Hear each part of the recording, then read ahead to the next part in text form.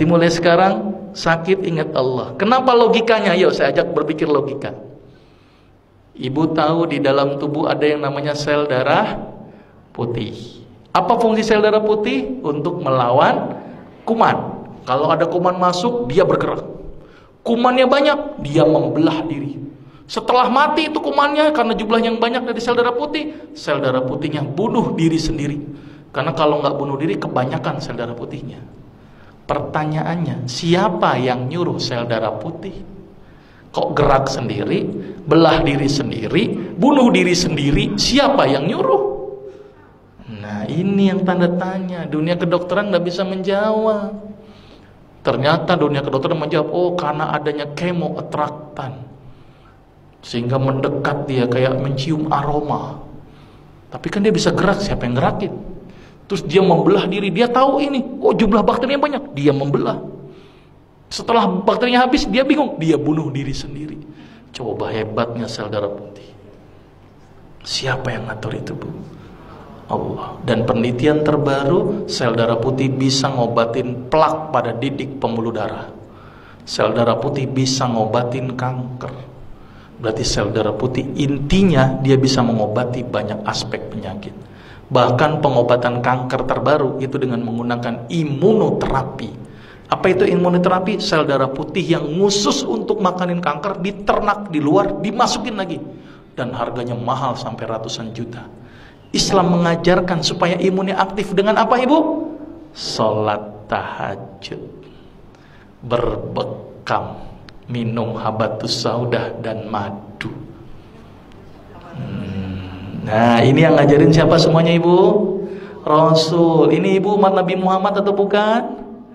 Oke, berarti mulai sekarang rutinkan berbekam sebulan sekali. Rutinkan madu, ganti madu dengan gula, ganti dengan madu. Sirup ganti dengan madu. Karena kita umat Islam konsumsinya harus madu. Tapi umat Islam selalu dibikin stigma, hati-hati madu palsu. Tapi yang namanya sirup palsu nggak pernah hati-hati.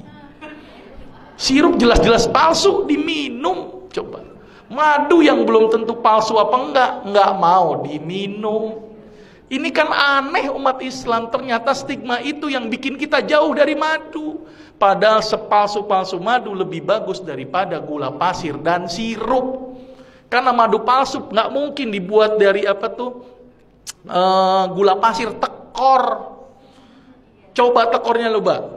Satu botol madu butuh berapa kilo gula pasir? Petaninya dibilang, saya kena, ini tambahin gula nggak? Dok, secara teori ekonomi aja nggak masuk buat saya, dok. Orang saya cuma naruh kotak, ngumpul sendiri itu madu. Ngapain saya tambahin gula? Jadi nggak mungkin pakai gula, Bu. Tekor buat petani.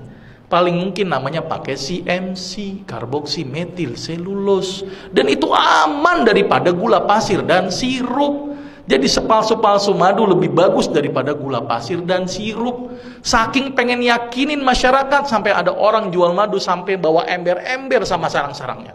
Saking nggak percaya itu. Sudah jelas, Ibu? Mulai sekarang ikuti apa yang Rasul lakukan. Sepakat ya? Sekarang mulai berubah. Kalau sakit ingatnya Allah dulu. Mungkin sebagai introspeksi, saya punya salah apa? Mungkin introspeksi, mungkin saya gara-gara ini. Coba makan saya yang salah. Introspeksi dulu. Terus kemudian perbaiki ibadah. Dekatkan diri kepada Allah, bukan sama dokter.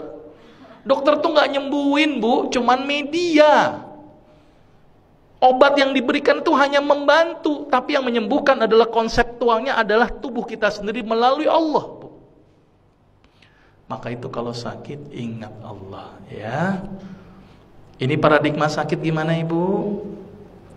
Sakit seorang muslim, bahkan duri yang ngenain sekalipun, Allah akan ngapus dosa-dosa kita. Jadi kalau sakit harusnya bersyukur karena dosanya dihapuskan. Sepakat, Ibu?